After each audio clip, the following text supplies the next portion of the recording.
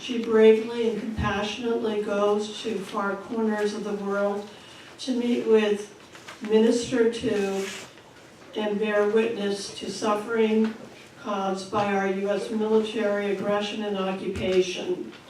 She brings back the stories of people suffering in Afghanistan, Gaza, Iraq, Pakistan, Yemen. She shows compassion to people ignored and marginalized. She reacts as a human to people who are treated as subhuman and not worthy of recognition, whether they're here or whether they're in a foreign land, whether she's in solidarity with them in prison or in refugee camps.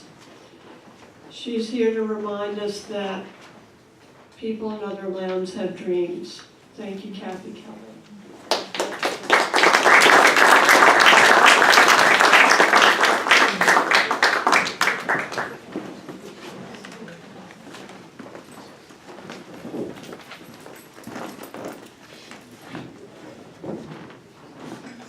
Thank you. Well, actually, Miguel. And she's short. Well, it's a privilege to be here. I was looking forward to this opportunity, certainly a chance to see Cornelia, who gave me hospitality last night when I came up from New York. And it's good to see familiar faces. Virginia, Jean Stevens, Susie, thank you for this welcoming together.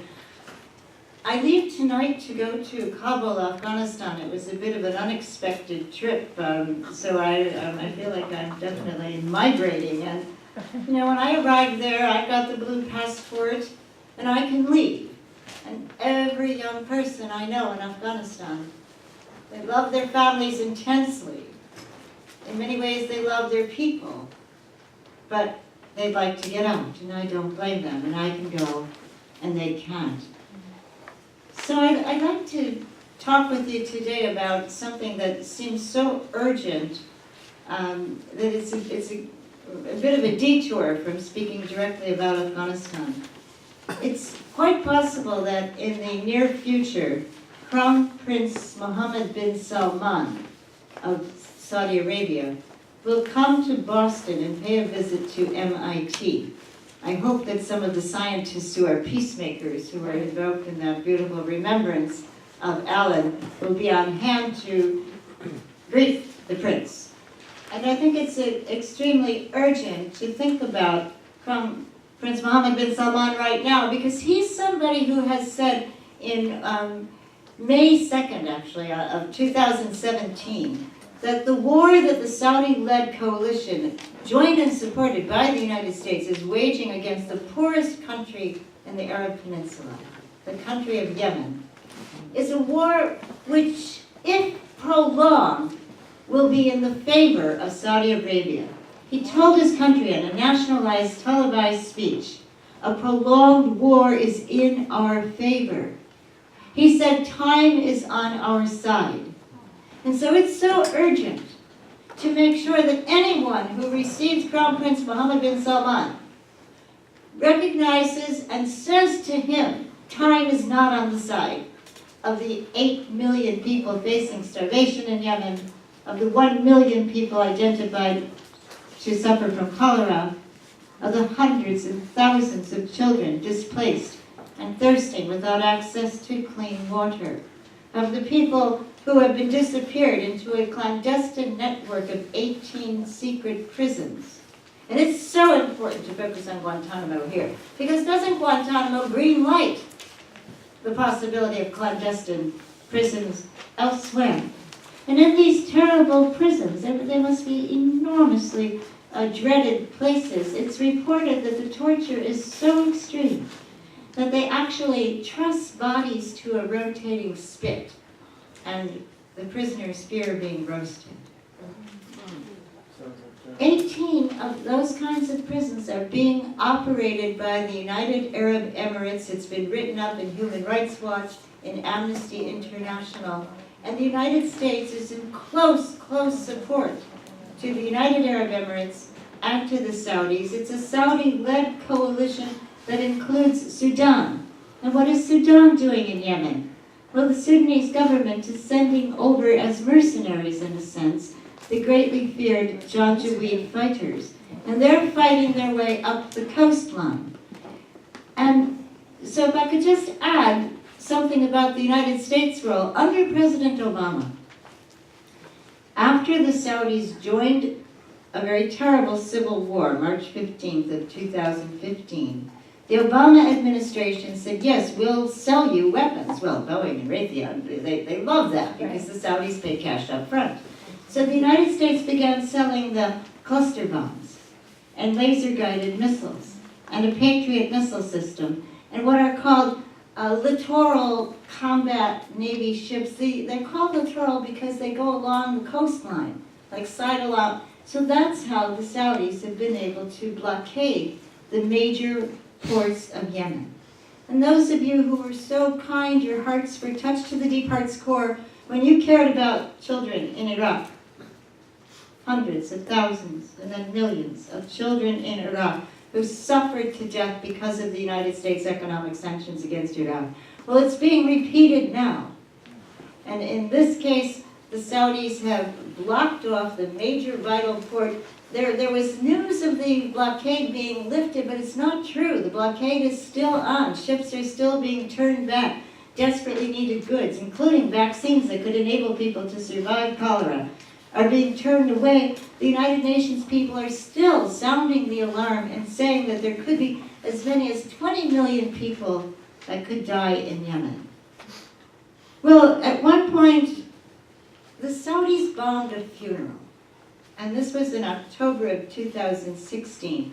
149 people had turned out for the funeral of a very important governor in the Sana'a area of Yemen.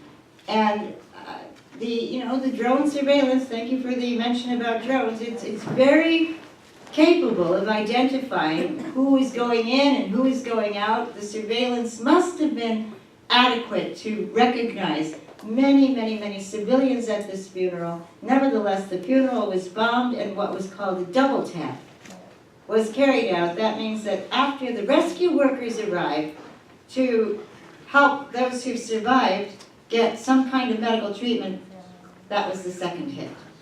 And when the Obama administration heard about that, they said, well, we won't sell you any more weapons. And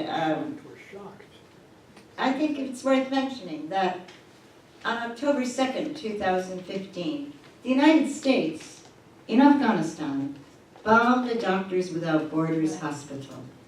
October 27th, the Saudis bombed another Doctors Without Borders hospital. I think the saddest tweet I've ever read was posted by Médecins Sans Frontières, Doctors Without Borders. It said, has bombing hospitals become the new norm?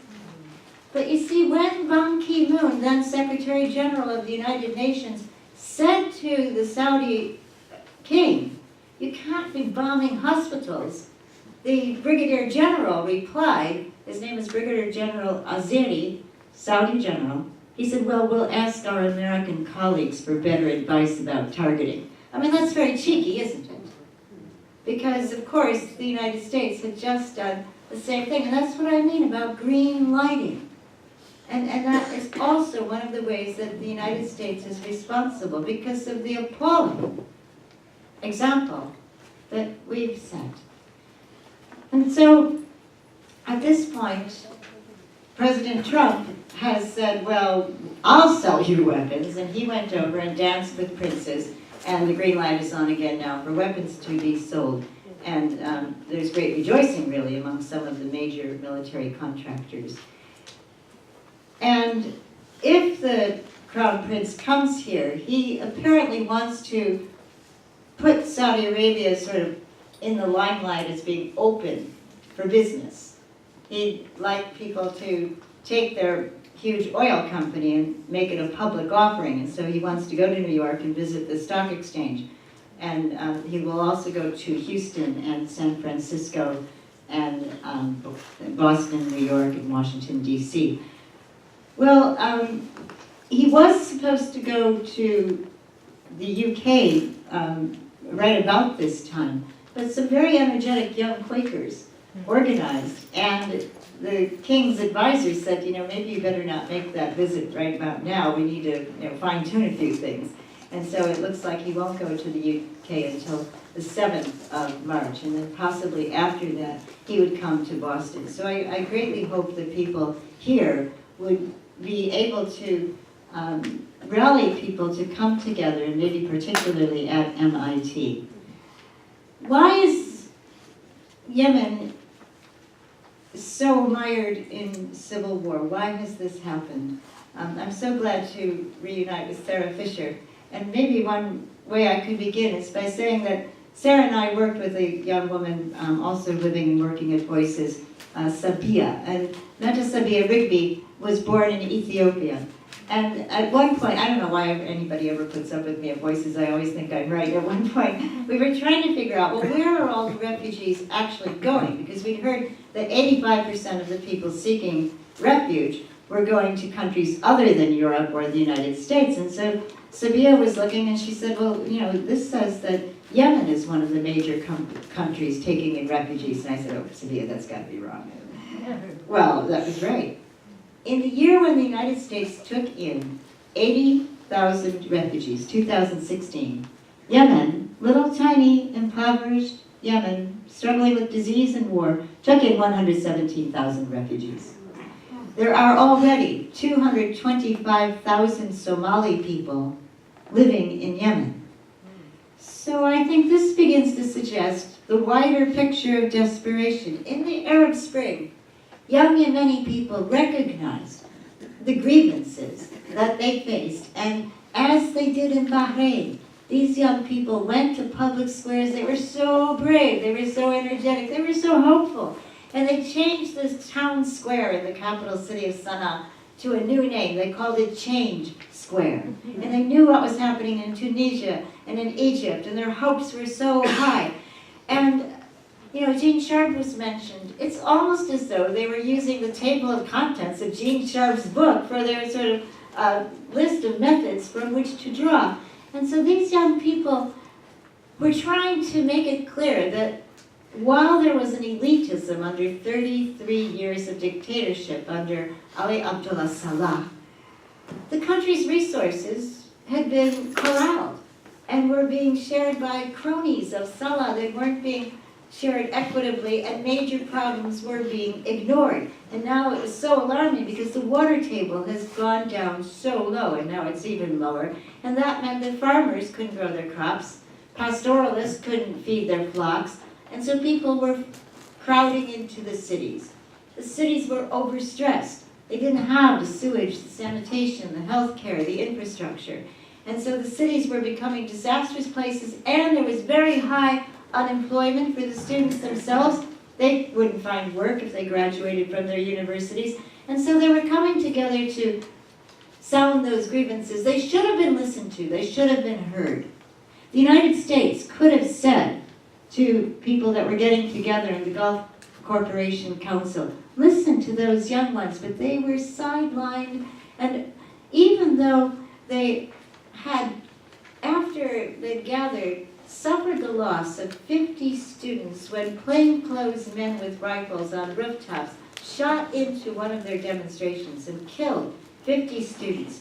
They maintained so much discipline, they organized a 200-kilometer walk from Taiz to Sana'a, and they convinced the ranchers, who usually never leave their house without their rifle, to put down their guns and walk with them. Peasants, workers, ranchers, farmers, students, artisans, they all walked together.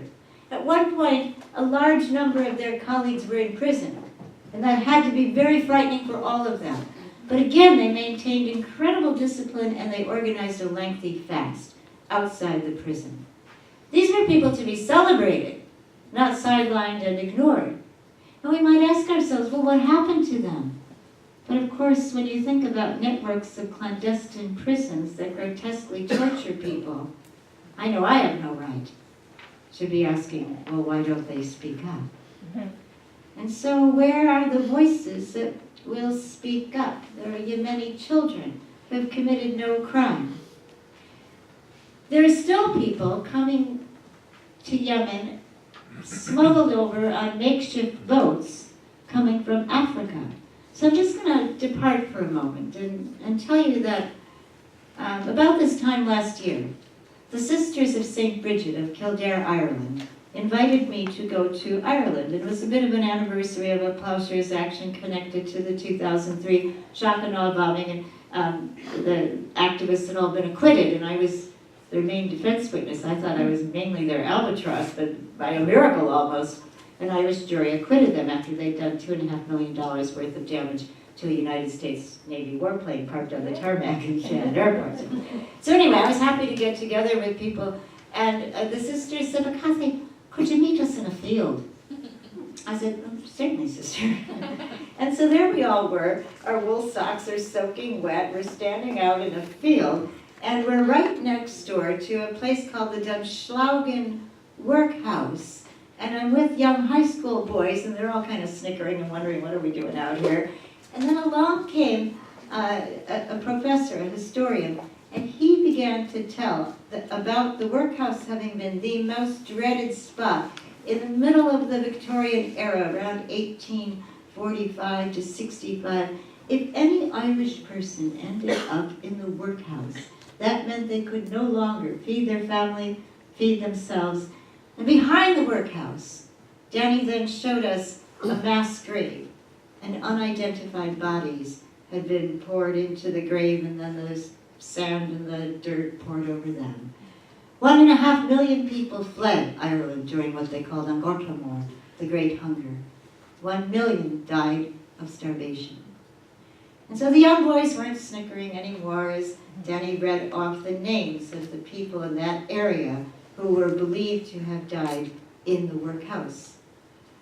Well, growing up as a child of a mother who had grown up in Ireland and narrowly missed a workhouse, really, I knew about that famine. But do you know, I'm 65 years old, and it was only because of doing a little bit further research recently that I finally learned that during that same time period, give or take some years, in northern China, in India, and in Brazil, 20 to 50 million people starved to death. Imagine the suffering, the bereavement, the trauma. It never makes it into our history books.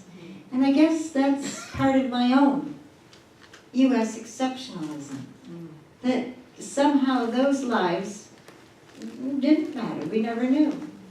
But we must know, and it turns out that similar to the situation in Ireland, colonial authorities could have gotten food. There were transportation networks. The food could have gotten to many of the communities where people were starving.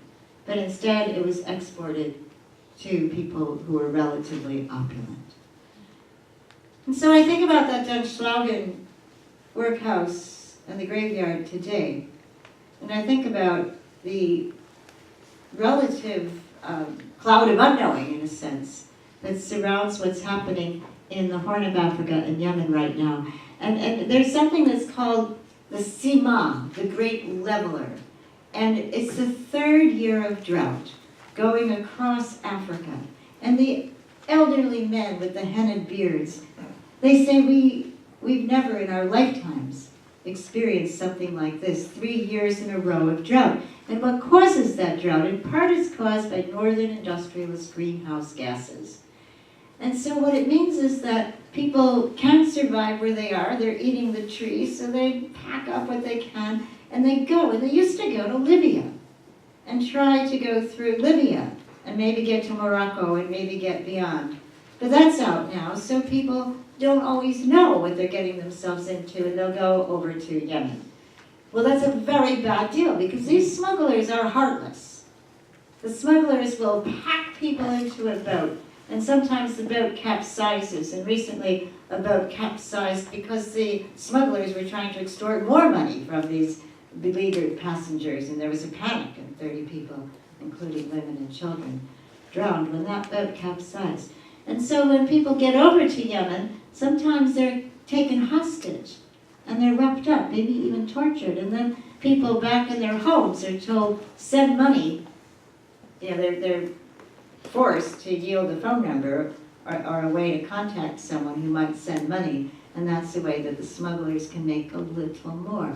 But when I think about the heartlessness of those people that are involved in human trafficking, I think I better also recognize that there's an equivalent heartlessness. Heartlessness. When United States congressional delegations like the one recently led by Speaker of the House Paul Ryan go over to dance with the princes and make deals and send more weapons, because these weapon systems are used to attack civilians, to destroy infrastructure, to destroy food production. They're used to hit hospitals, buses, roadways.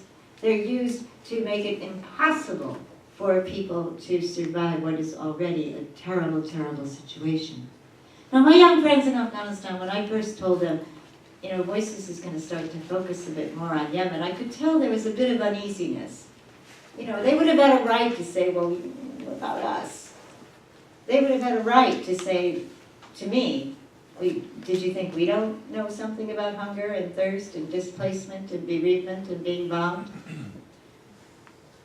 About a week later, they got in touch with me, and they said, Kathy, you probably know that at the end of Ramadan, every year it is our tradition to take up a collection.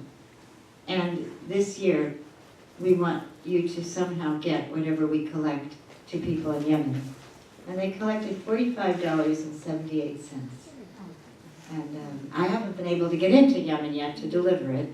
And even the Yemeni people whom I've asked, could you take it, they can't get in. There's only one flight per day that is a UN flight going into Sana'a, the capital where so many people are dependent to get whatever might come in terms of goods. And the Saudis vet that flight every single day. And if anybody is on the flight who doesn't work for the United Nations or hasn't been with a registered group for many years, they won't let the flight go through. They say, you send that flight and we won't give you fuel, and you won't be able to get the flight back the next day. So I haven't been able to follow through on that. But I guess maybe I could close by saying that my young friends in Afghanistan are very involved in surveillance. Every day they look up at the skies and they see 4 tethered blimps spying on their city of Kabul. And there are drones constantly crisscrossing the skies, collecting miles and miles and miles of footage. And people get paid enormous sums of money to study that footage and establish patterns of life in Afghanistan. Well, my young friends go up the mountainside, and sometimes they take me with them, and they have to hold on tight because I don't do so well trying to get up that mountainside. But I watch them then take out their pads, and they write down in the pad the answers to questions, and they're very difficult questions. How many times a week does your family eat beans? Does your family have access to any clean water? Who earns an income in your family? And how old is that person? How do you pay rent? And women weep. And they say, we move from place to place. We move higher up the mountain where there's no water. And we don't have a way to pay the rent. And we don't want to send our children out to work. We want our children to go to school. But the children are the only ones who can go to the marketplace and maybe pick up some scraps of potatoes or turnips. And maybe they can